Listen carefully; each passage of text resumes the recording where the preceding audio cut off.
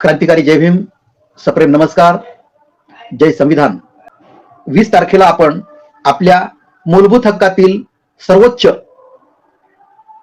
हक्क असलेल्या मताच्या अधिकाराची आपण महाराष्ट्रीयन जनता अंमलबजावणी करणार आहोत।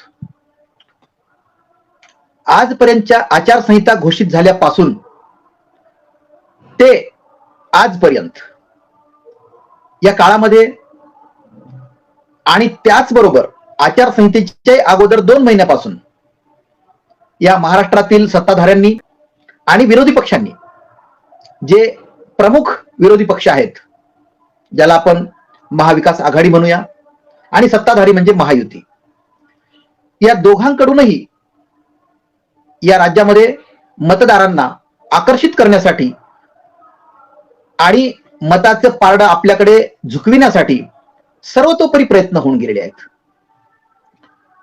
त्यातल्या त्यात लाडक्या बहिणीचा पुळका तर फारच आलेला आहे। विचार करा माझ्या लाडक्या बहिणींनो, संपूर्ण महाराष्ट्रातील जवळपास 6 कोटी ज्या स्त्रिया आहेत, ज्या भगिनी आहेत, आणि त्यामध्ये जवळपास 3.5 ते 4 कोटी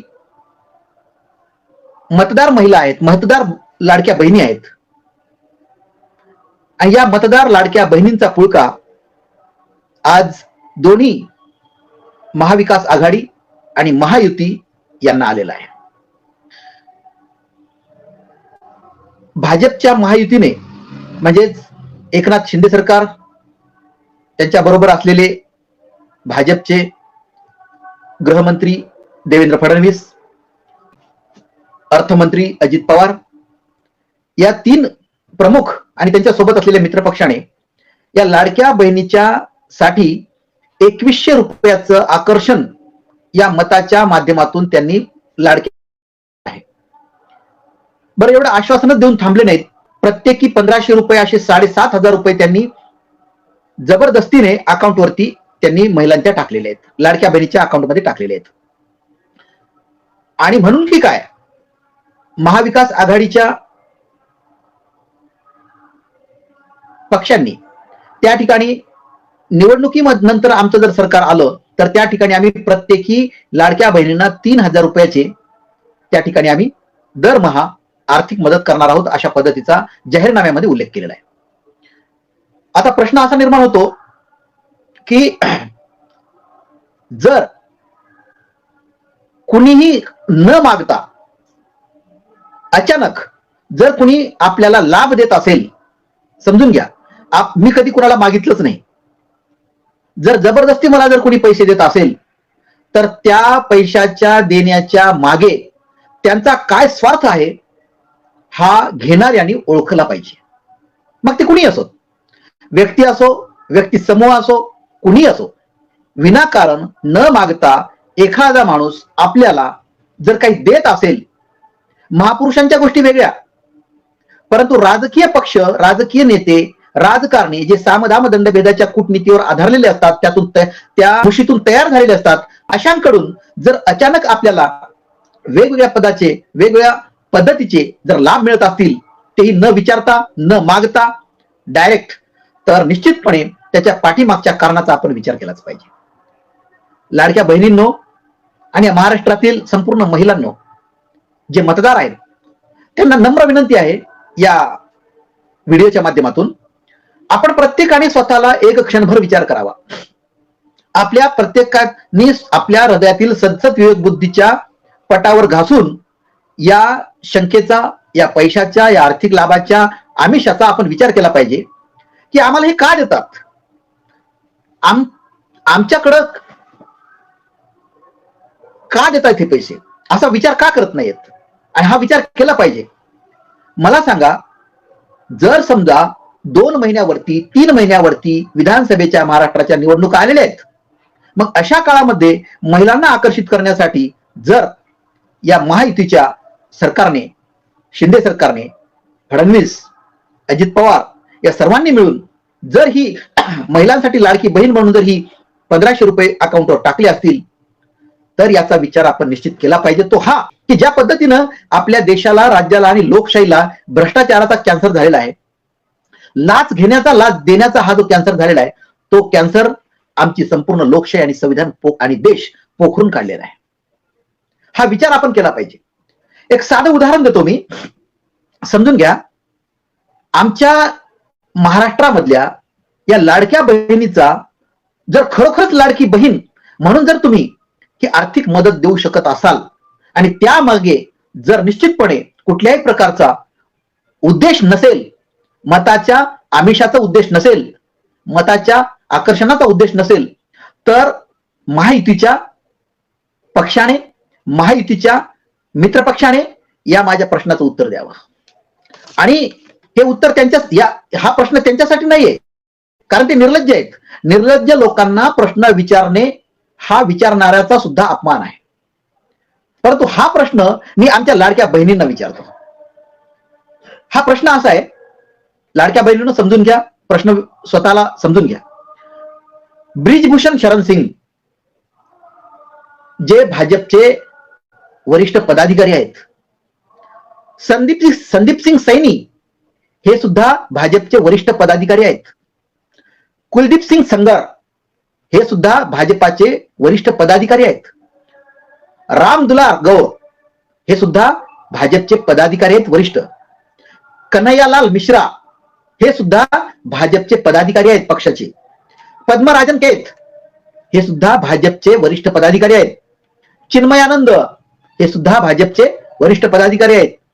या 7 लोकांच्या सोबतच जे IIT BHU मधल्या IT सेलचे जे पदाधिकारी आहेत ते सर्व बलात्काराचे आरोपी आहेत.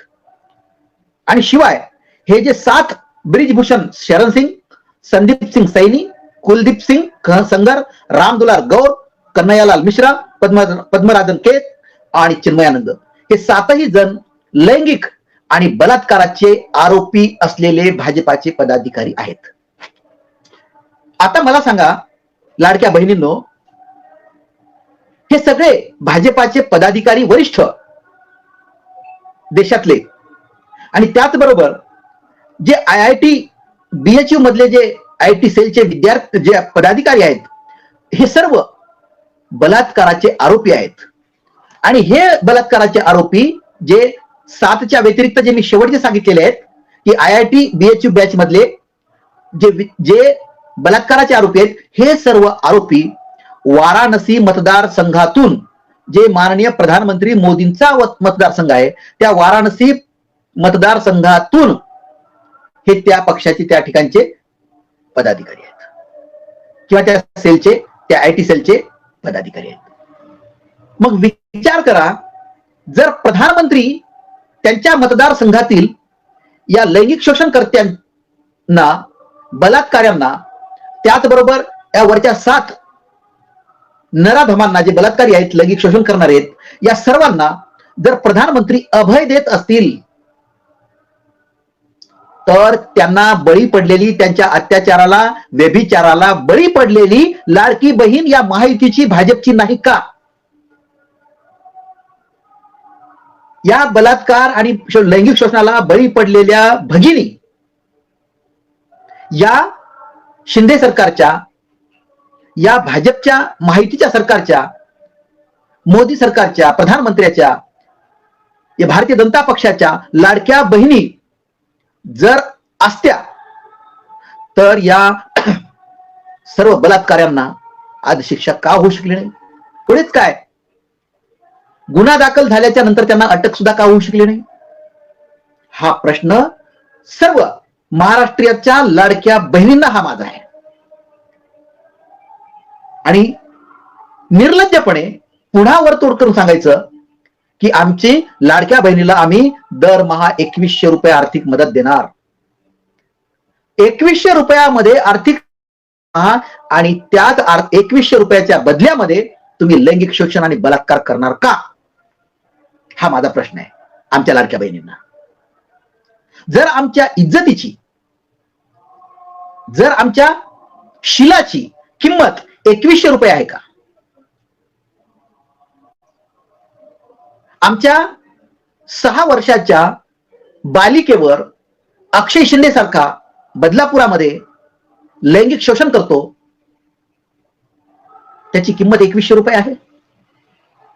आणि ते प्रकरण दडपवण्यासाठी कृत्रिम एन्काउंटर करायचा आणि ते प्रकरण दाबून टाकण्याचा प्रयत्न करायचा, याची किंमत सुद्धा 2100 रुपये आहे. म्हणून महाराष्ट्रीयन लाडक्या बहिणींनो, या माझ्या प्रश्नाचं उत्तर तुम्ही तुमच्या हृदयातील सद्सद विवेक बुद्धीला विचारा. अनंत भवरेंनी विचारलं किंवा प्रश्न केला म्हणून नव्हे, एक उदाहरण म्हणून मी या ठिकाणी आपल्याकडे दिलेलं आहे. त्याचं कारण असं की आमच्या लाडक्या बहिणी असो, आमच्या माता असो, आमच्या भगिनी असो, आमच्या महिला असो, या महाराष्ट्राच्याच नव्हे संपूर्ण देशाच्या, या भावनिक फार लवकर होत असतात. भावनेच्या आहारी जाऊन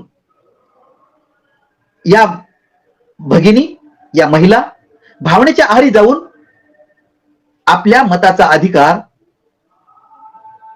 त्याचा दुरुपयोग होण्याची शक्यता असताना सुद्धा ती जाणीव होत नाही. म्हणून मी आपल्याला हा प्रश्न विचारतोय.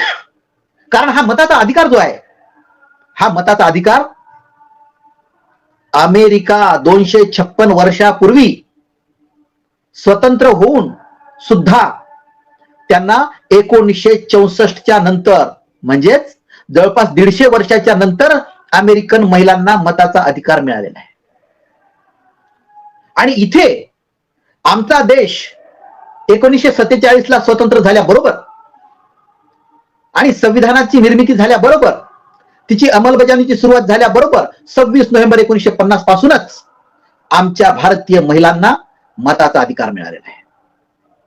म्हणजे लोकशाहीच्या दृष्टीने, स्वातंत्र्य, समता, न्याय आणि बंधुतेच्या दिशेने आणि मूलभूत हक्काच्या दिशेने अमेरिकेच्याही अगोदर आमच्या देशामध्ये हा मताचा अधिकार डॉक्टर बाबासाहेब आंबेडकरांनी या संविधानामधून आम्हाला प्रदान करण्यात आलेला आहे. आणि हा मताचा अधिकार आमच्या प्राणापेक्षाही मोलाचा आहे, हेच बाबासाहेबांनी या ठिकाणी सांगितलेलं असताना आमच्या महिला, आमच्या ज्या महाराष्ट्रीयन महिला आहेत, आमच्या ज्या लाडक्या बहिणी आहेत, यांना भावनिकतेच्या रूपाने, भावनेच्या आहारी जाऊन त्यांना त्या पद्धतीनं एक प्रकारे प्रत्यक्ष अप्रत्यक्षरित्या ब्लॅकमेल करण्याचं काम या ठिकाणी त्यांनी केलेलं आहे. अशा पद्धतीनं जर समजा या महायुतीच्या माध्यमातून जर काही होत असेल तर निश्चितपणे आपल्याला तो विचार करावा लागेल. आणि त्यासाठी आपल्याला आमच्या लाडक्या बहिणींनी हा विचार केला पाहिजे. ज्या पद्धतीनं या महायुतीच्या माध्यमातून आम्हाला हा जो 2100 रुपयाचा मताच्या अधिकाराचा अंमल करण्यासाठी जी लालच दाखविलेली आहे, त्या लालचेला आम्ही कधी बळी पडणार नाही पाहिजे. त्याचबरोबर यांनी 2100 रुपये दरमहा देऊ अशा पद्धतीनं लालच दाखवल्याबरोबर महाविकास आघाडीच्या पक्षाने, महाविकास आघाडीने सुद्धा 3000 रुपयाची लालूच दाखवलेली आहे. आणि ही 3000 रुपयाची लालूच ही सुद्धा त्याच पद्धतीची आहे.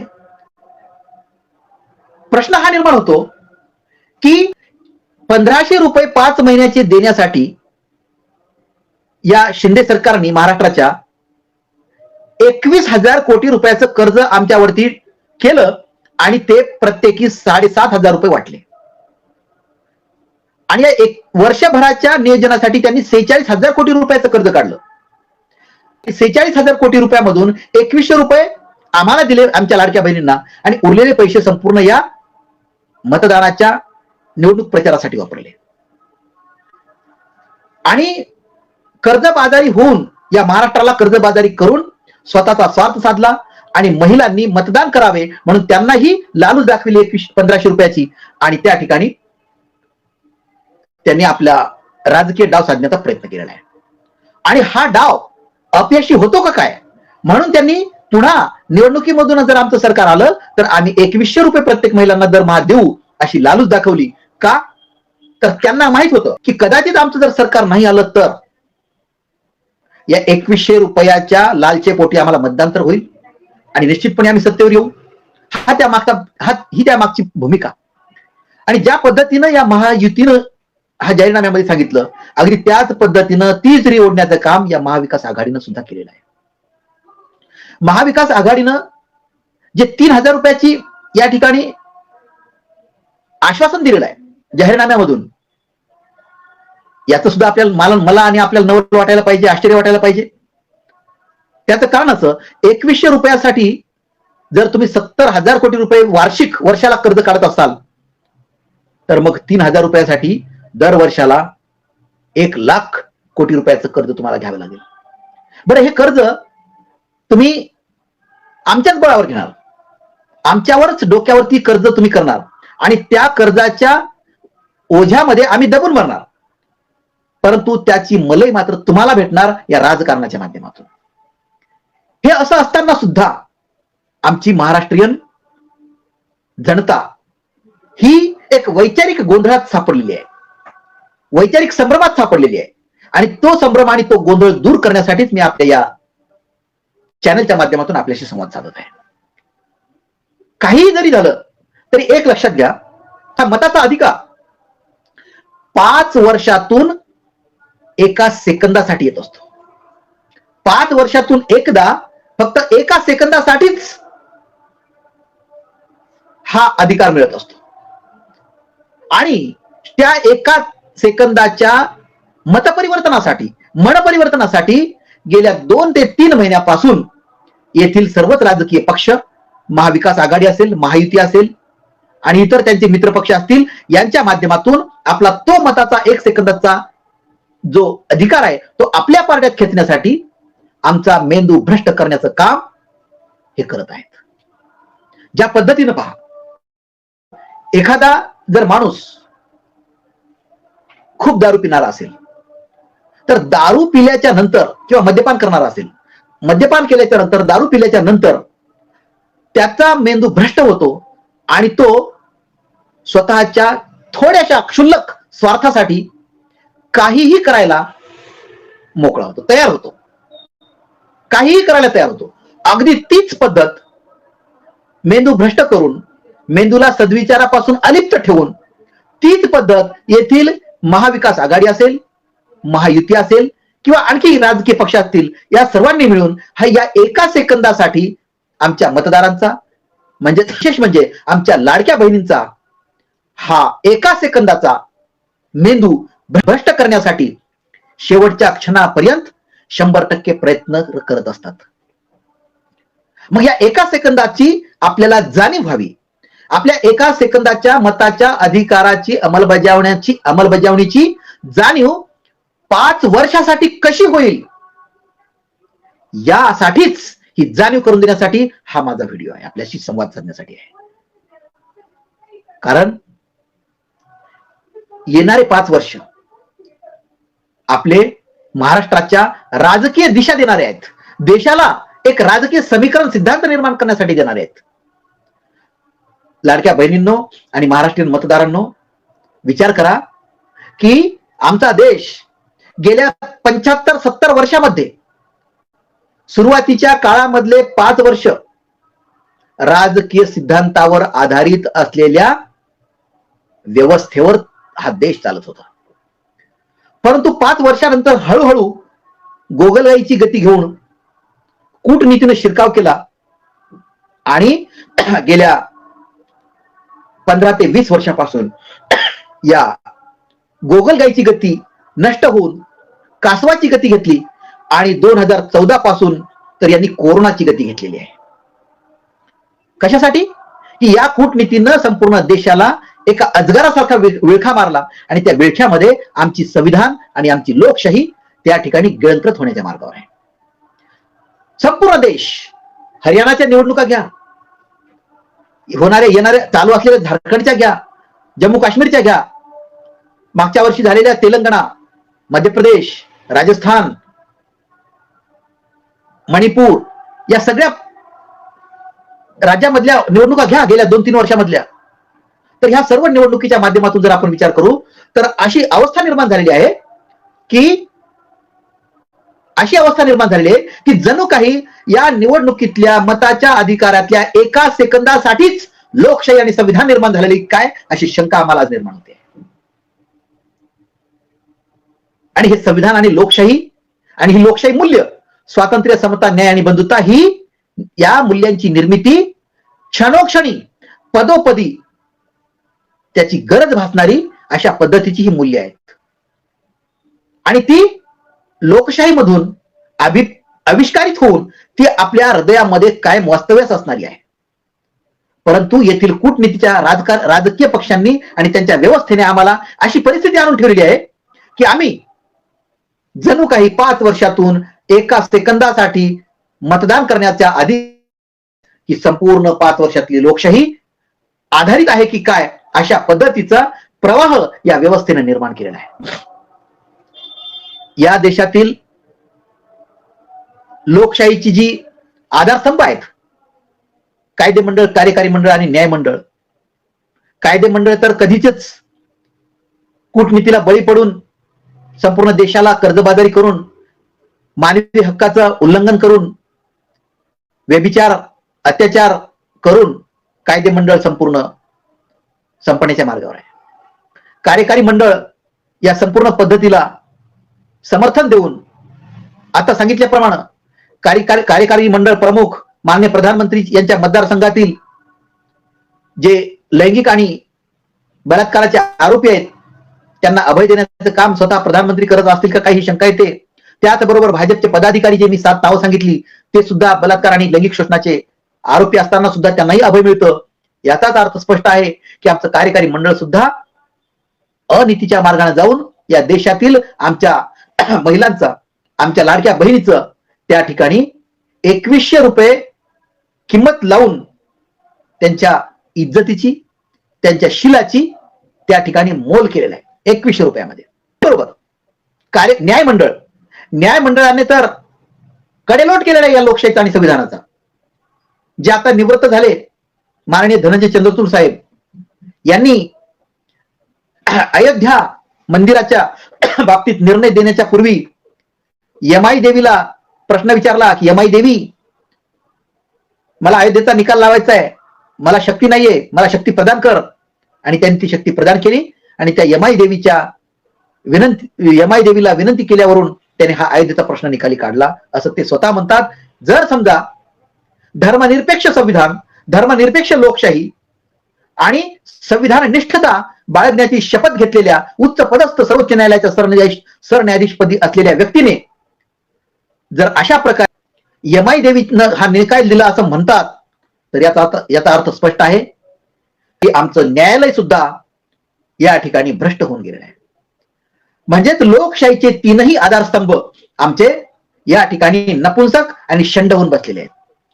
राहिलेला 4था आधारस्तंभ जो आहे ज्याला पत्रकारिता म्हणतात, ही संपूर्ण पत्रकारिता 99.99% पत्रकारिता ही गोदी मीडिया झालेली, म्हणजेच सरकारने गोदमध्ये घेतल्यामुळे ही गोदी मीडिया झाली.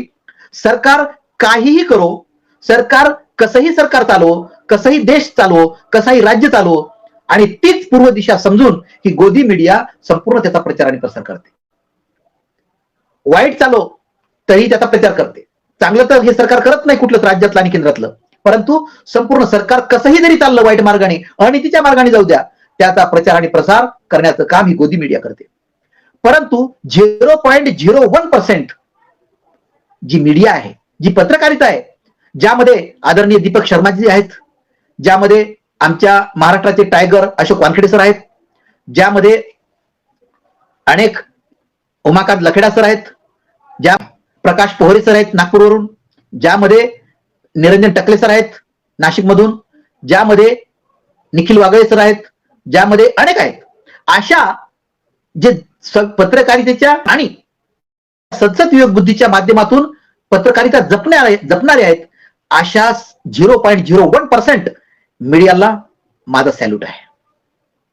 कारण अशा मंडळीमुळं, अशा पत्रकारितेमुळं, निर्भीड पत्रकारितेमुळं कमीत कमी आज लोकशाही ICU मध्ये जरी असले तरी कमीत कमी जिवंत तरी आहे हे लक्षात घेतलं पाहिजे. आणि म्हणून लाडक्या बहिणींनो आणि संपूर्ण महाराष्ट्रीय मतदारांनो हे लक्षात घेतलं पाहिजे की या 2100 रुपये आणि 3000 रुपयाच्या लालचेपोटी आम्ही एका सेकंदासाठी 20 नोव्हेंबरच्या दिवसभरातील प्रत्येक सेकंदासाठी आम्ही कधीही भावनेच्या आहारी न जाता डोळसपणे हृदयातील सतत विवेक बुद्धीला अंतर्मुख होऊन सत्याच्या पटावर घासून कुठल्याही आमिषाला, कुठल्याही धमकीला, कुठल्याही प्रलोभनाला बळी न पडता त्या एका सेकंदाच्या बटनाचा वापर करावा आणि येणारे 5 वर्ष निश्चितपणे आपण निवांतपणे शांततेनं जीवन जगावं आणि महाराष्ट्राला एका वेगळ्या दिशेनं, जे आजपर्यंत देशाला दिशा देत आलेला आहे सगळ्याच क्षेत्रामध्ये, तर त्या पद्धतीनं त्या सेकंदाचा वापर प्रत्येकाने करावा. बरं, हा आपण आधी विचार करतो का, हे 3,000 रुपये किंवा 2100 रुपये हे देणार कुठून? मी तर निश्चितपणे सांगेल, निश्चितपणे, की महाविकास आघाडीचे नेते असू द्या किंवा महायुतीचे नेते असू द्या किंवा सर्वच इतर सत्ताधारी, कधी मधी सत्ताधारी असलेले अशा राजकीय नेते असू द्या किंवा त्यांचे मित्र पक्ष असू द्या, या सर्वांनी मिळून जर हेच 3,000 रुपये किंवा 2100 रुपये त्यांच्या संपत्तीच्या वाट्यातून जर दिले, त्यांच्या स्वतःच्या संपत्तीच्या वाट्यामधून जर दिले, तर एवढं निश्चित सांगेल मी आणि आव्हानात्मक सांगेल की निदान 1 वर्षभर तरी या संपूर्ण महाराष्ट्राच्या लाडक्या बहिणींना 2100 रुपये किंवा 3,000 रुपये त्यांना मिळाल्याशिवाय राहणार नाहीत. एवढी संपत्ती यांच्याकडे आहे, एवढी संपत्ती. आणि मी आज एका व्हिडिओमध्ये ऐकलेलं आहे की गुजरात मधून जे उद्योगपती आहेत, भांडवलदार आहेत, त्यांच्याकडून कंटेनर्स भरभरून नोटा या महाराष्ट्राच्या राजकारणामध्ये साधारणतः प्रत्येक मतदाराला 10,000 रुपये वाटण्याचं काम या माहितीच्या माध्यमातून चालू आहे. प्रत्येक वोटर्सला 10,000 रुपये. जर तुमच्याकडे 10 मतदार असतील तर तुम्ही 1 लाख रुपये घ्या. बरे, पैसे नवीन कोरकरीत 500 रुपयाच्या नोट आहेत, करकरीत. ज्यांच्या बंडलांचे खोके असतात रिकामे, ते रिकामे खोके सुद्धा जंगलामध्ये सापडलेले आहेत, जे नाशिकच्या प्रिंटिंग मधून बाहेर आलेले आहेत. त्याच्यावरती सिंबॉल आहेत. मग विचार करा, या निवडणुकीच्या काळामध्येच जर समजा नोटांचे बंडल छापण्यासाठी आरबीआय जर परवानगी देत असेल, तर आरबीआय सुद्धा या व्यवस्थेची बटीक बनलेली आहे. 10,000 रुपये, 500 रुपये, 2,000 रुपये, 1,000 रुपये जर या पैशाच्या लालसेपोटी जर मतदान घेत असाल किंवा मतदान करून घेत असाल किंवा मतदान करत असाल, तर आमची ही लोकशाही, आमचं संविधान, आमचा मताचा अधिकार हा सगळा पोकळ खोका होणार आहे. आम्ही मेरा भारत महान असं म्हणण्यापेक्षा मेरा भारत घाण होईल. आणि यामधून होईल काय?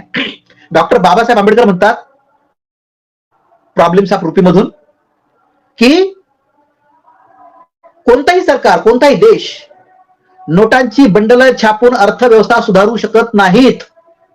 काय? नोटांची बंडल छापून अर्थव्यवस्था सुधारू शकत नाहीत. हे फार महत्वाचं स्टेटमेंट बाबासाहेबांनी केलेलं आहे. अर्थव्यवस्था जर सुधारायची असेल तर सेवा आणि वस्तूंचं उत्पादन वाढून त्यांच्या उलाढालीमधून जी विकास होतो तो खरा आर्थिक विकास असतो. जीएसटी ज्याला म्हणतो आपण, गुड्स अँड सर्व्हिस टॅक्स, म्हणजे वस्तू आणि सेवाची जेवढी वाढ होईल तेवढी अर्थव्यवस्था मजबूत असते.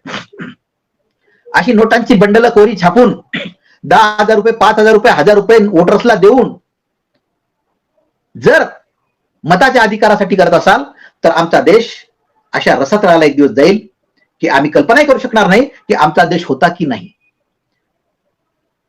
1947 पासूनचा जो शताब्दी वर्ष 2047 ला येणार आहे, तिथपर्यंत सुद्धा आमच्या देशाचं आयुष्य असेल का, ही शंका सुद्धा आम्हाला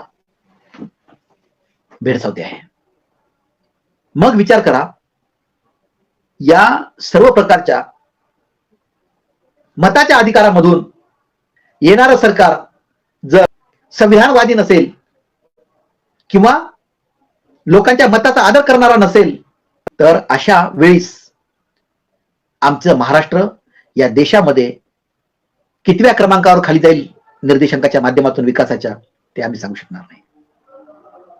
आणि हे जर टाळायचं असेल, त्या 20 नोव्हेंबरच्या एका दिवसातील प्रत्येक सेकंदाला जे महाराष्ट्रीयन मतदार भगिनी असतील, बंधू असतील, जे मतदान करतील, मी ते कुठल्याही पक्षाचे असोत, मी त्याविषयी बोलतच नाहीये.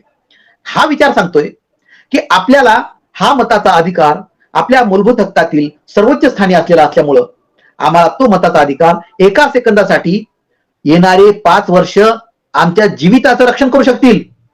आणि जर तसा विचार नाही केला तर आमच्या जीविताचं रक्षणच काय, आमच्या 5 वर्षातील जगण्याचं, शीलाचं किंवा कुठल्याही प्रकारच्या शाश्वतीचं रक्षण होऊ शकणार नाही, हेही तेवढंच खरं आहे. म्हणून आम्ही आमचा हा मताचा अधिकार जो एका सेकंदासाठी असतो आणि तो एका सेकंदाचा मताचा अधिकार मेंदूला आमच्या भ्रष्ट करून हिरावून घेण्याचं काम येथील राजकीय पक्ष करत आहेत. त्या पक्षांच्या आमिषाला बळी न पडता आपण आपला हा मताचा अधिकार निर्भीडपणे, निष्पक्ष पद्धतीनं आपण अंमलबजावणी करावी, एवढी विनंती मी आपल्याला या व्हिडिओच्या माध्यमातून करत आहे. त्याचप्रमाणे या राज्यातील जी अर्थव्यवस्था आहे ती संपूर्ण देशाचा राज्यकारभार चालवत असते. माहितीचं सरकार, जे प्रधानमंत्री नरेंद्र मोदी आहेत, आमच्या महाराष्ट्रामधला रोजगार हा संपूर्ण गुजरातला पळवण्याचा कामात आहे. टाटा एअरबसचा प्रकल्प असेल तो गुजरातला गेला. अनेक वेगवेगळ्या प्रकारचे प्रकल्प गुजरातला नेले आहेत आणि आमच्या महाराष्ट्रातील रोजगार त्या ठिकाणी गुजरातला पळवून नेला. अशा अवस्थेमध्ये जर आमचा महाराष्ट्र या जर गुजरातला पळवून नेत असतील, आमच्या महाराष्ट्रातला रोजगार तिकडे जात असेल, तर आमच्या महाराष्ट्राचा बिहार झाल्याशिवाय राहणार नाही. आज बिहार मधले, उत्तर प्रदेश मधले जे कामगार वर्ग आहे तो संपूर्ण केरळ, महाराष्ट्र, गुजरात इतर ठिकाणी कामाला जाऊन वर्षानुवर्ष तिकडे सेवा देऊन आपल्या घरच्यांपासून हजारो मैल दूर राहून जीवन जगण्याचा कसा तरी धडपडीनं प्रयत्न करतात. अशी अवस्था आमच्या महाराष्ट्रावर येईल आणि हे जर टाळायचं असेल तर आम्हाला या एका सेकंदाच्या मताचा मेंदूला भ्रष्ट न करता अधिकार आम्हाला अंमलबजावणी करावी लागेल. आणि त्यासाठी प्रिय महाराष्ट्रीयन मतदारांनो आणि त्याचप्रमाणे आमच्या लाडक्या बहिणींनो, या व्हिडिओच्या माध्यमातून आपण जरूर विचार करावा आणि 20 नोव्हेंबरला दिवसभर जो प्रत्येक सेकंद महत्वाचा आहे त्या सेकंदाचा तुम्ही विचार करून आपल्या मताचा अधिकार राबवावा, अंमलबजावणी करावी.